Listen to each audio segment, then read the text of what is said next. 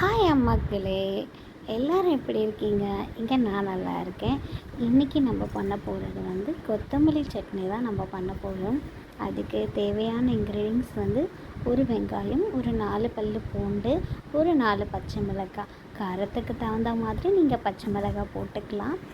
நான் 3 பச்சை மிளகாய் தான் போட்டிருக்கேன். கொஞ்சமாக எண்ணெய் விட்டு அந்த பச்சை மிளகாய் நல்லா பொரியணும்.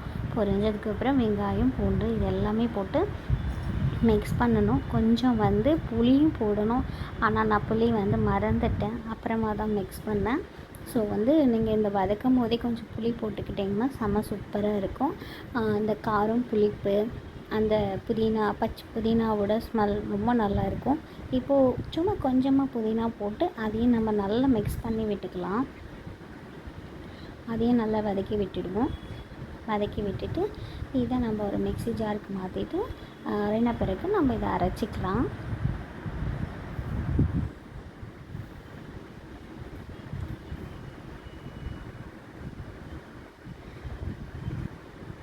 நான் எல்லாரையும் ஹாய் அம்மாக்களேன்னு சொல்கிறேன். நீங்கள் யாரும் எதுவும் நினைக்காதுங்க. ஏன்னா எனக்கு ஃபர்ஸ்ட் சமைக்கணும்னு நினைக்கும் போது நான் ஃபர்ஸ்ட் யூடியூப்பு பார்த்து தான் நான் ஃபஸ்ட்டு சமையல் பண்ணேன். ஏன்னா எல்லா பெண்களுக்கும் அம்மா தான் சமையல் சொல்லி கொடுப்பாங்க இல்லையா? அப்படி தான் நானும் யூடியூப்பை பார்த்து தான் சமையல் கற்றுக்கிட்டேன். அதனால தான் அப்படி சொல்கிறேன். அப்புறம் எனக்கு அம்மா கிடையாது. ஸோ அதனால் நான் எல்லாரையும் இந்த யூடியூபே அம்மாவாக தான் நினைப்பேன் சில நேரம். ஏன்னா ஒரு சமையல் கேட்டால் அது 4-5 சமையல் நமக்கு விதவிதமாக சொல்லி கொடுப்போம் இல்லையா? அதனால தான். அடுத்து நம்ம பார்க்க போகிறது புதினா சட்னி. ஸோ அதுக்கு தேவையானது வெங்காயம், தக்காளி, தேங்காய், பச்சை மிளகாய், இஞ்சி, பூண்டு, கருவேப்பிலை, கொத்தமல்லி அண்டு புதினா. கருவேப்பிலை, கொத்தமல்லி நீங்கள் நிறைய எடுத்துக்கலாம். எவ்வளோ வேணுமோ அவ்வளோ போட்டுக்கங்க, ரொம்ப நல்லது. இதுவுமே நம்ம அதே ஃபேன் வச்சு எண்ணெய் போட்டுக்கலாம். எண்ணெய் ஊற்றிட்டு எண்ணெய் ரொம்ப நல்லா காயணும். காஞ்சதுக்கப்புறம் நம்ம பச்சை மிளகாய் போட்டு நல்லா வெடிக்கிற அளவுக்கு ஃபர்ஸ்ட் அதை வதக்கிக்கலாம். அந்த வாசனையே சூப்பராக இருக்கும். அதுக்கப்புறம் மற்றதெல்லாம் போட்டு நம்ம வதக்குவோம். நான் இந்த யூடியூப்பில் தான் ஃபர்ஸ்ட்டு சமையல் கற்றுக்கிட்டேன்னு சொன்னேன் இல்லையா? பார்க்கும்போது ஏதாவது சின்னதாக தெரியலனாலும் டவுட் நம்ம யூடியூப்பில் கேட்கும்போது அது நிறைய நமக்கு சொல்லிக் கொடுக்குமா. அப்புறம் நம்ம வீட்டில் இந்த திங்ஸ் எல்லாம் இல்லையே, ஐயோ நம்ம எதை வச்சு சமைக்கிறது அப்படின்னு நினைக்கும் போதும், வீட்டில் இன்க்ரீடியன்ஸ் வச்சு சின்னதாக சமைக்கலாம் அப்படின்னு நினைக்கும் போதும் அதுக்கேற்ற மாதிரி நிறைய பேர் அழகாக சூப்பராக சமைச்சு போடுவீங்க.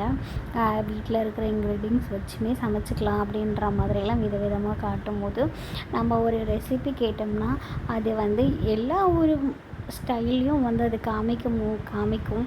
அதில் நமக்கு எது ஈஸியாக இருக்கோ அதை எடுத்து நம்ம பண்ணி ட்ரை பண்ணி சாப்பிடுவோம் இல்லையா? சூப்பராக இருக்கும்.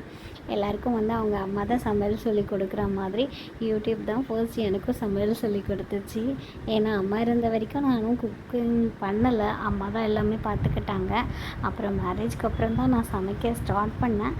ஸோ அதனால் எனக்கு யூடியூப் தான் கொஞ்சம் ஹெல்ப் பண்ணுச்சு. நானும் அதை பார்த்து தான் சமையல் பண்ணேன்.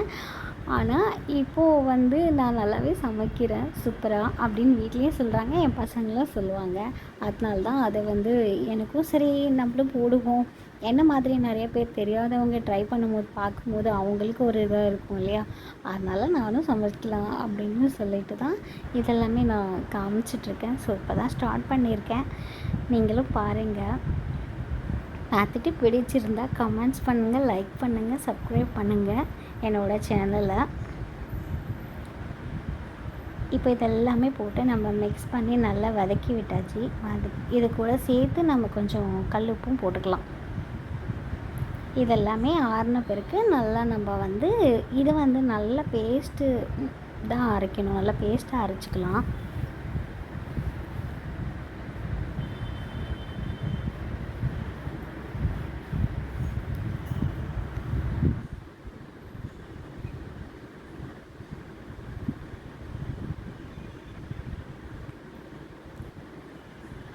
இது இப்போ நல்லா வதங்கிடுச்சு. இப்போ இதை நம்ம அரைச்சிடலாம். சரிங்களா?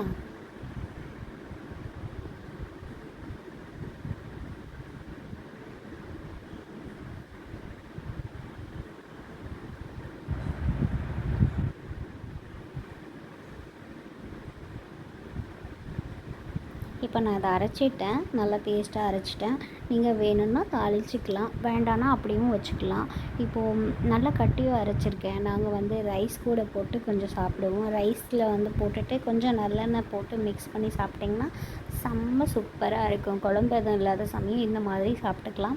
இல்லைன்னா நம்ம அதை சைடிஷாக கூட தொட்டுக்கலாம். தாலுக்கு, ரசத்துக்கு, எல்லாத்துக்கும் சூப்பராக இருக்குங்க. கண்டிப்பாக நீங்கள் ட்ரை பண்ணுங்கள்.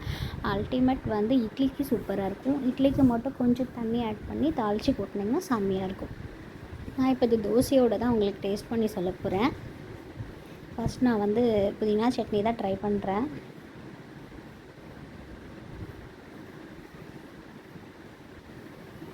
உண்மையிலே நல்லா இருக்குங்க. நீங்களும் கண்டிப்பாக ட்ரை பண்ணுங்கள்.